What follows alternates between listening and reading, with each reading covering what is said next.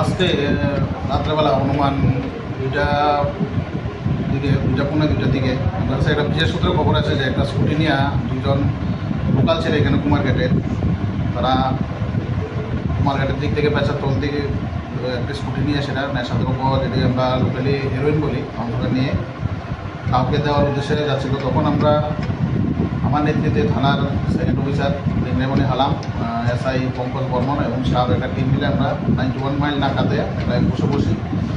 তখন অনুমান 2টার দিকে আমরা দেখি যে স্কুটিটা কুমারঘাটের দিকে আসছে 91 মাইল নাকা থেকে। তখন আমরা তাদের আটকাই স্কুটিটা আটকানোর পরে আমরা যা প্রসিডিউর আছে ডিপিএসের ক্ষেত্রে এগুলো প্রভাব করে স্কুটিতে সার্চ করে মোট 400টি প্লাস্টিক ভাইয়াল, যেগুলোর মধ্যে ব্রাউন সুগার বা লোকালি যেটা আমরা হেরোইন বলি, এগুলো উদ্ধার হয়। যেগুলি তারপর অনুমান ওজন করার পর আমরা দেখি 6.42 গ্রাম, এগুলো আনুমানিক বাজার মূল্য 6 লাখ টাকা হবে। তাছাড়াও তাদের কাছ থেকে 2টি মোবাইল আমরা, আর যে স্কুটিটা দিয়ে তারা আসছিল স্কুটিটাও তাদের কাছ থেকে বাজার করতে হবে। যে দুজনকে আটক করেছেন ওনাদের নামটা বলুন।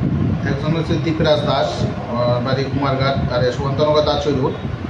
আর আরেকজন হচ্ছে স্বর্ণজিৎ দাস, ডাক নাম কুটি, এরপরে উত্তর পাবিয়াজোড়া ওয়ার্ড নাম্বার 7।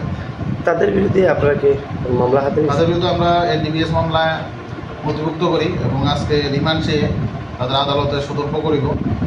আর তাদের রিমান্ডে আমরা জিজ্ঞাসাবাদ করব কার কাছ থেকে তারা এগুলি সংগ্রহ করে বা কার কাছ থেকে ওগুলো আর কার কাছে এগুলো বিক্রি করার উদ্দেশ্যে তারা যাচ্ছিল, এগুলি আমরা তদন্তে এগুলির নাম আর তাদের নাম, তারা অ্যাসোসিয়েট যে তাদের নাম বের করার জন্য তারা রিমান্ড চেয়ে আজকে আদালতে সতর্ক করব। তারা কোথা থেকে যাচ্ছিল? তারা কুমারঘাটের থেকে টুয়ার্ডস 91 মাইল পেঁচা। তদন্তে এখনও আমরা জিজ্ঞাসাবাদ করেছি এবং তাদের যে জেদ বা গ্যাং এটা আমরা উদ্ধার করার জন্য আমরা তাদের রিমান্ড চেয়ে আজকে প্রেরণ করব।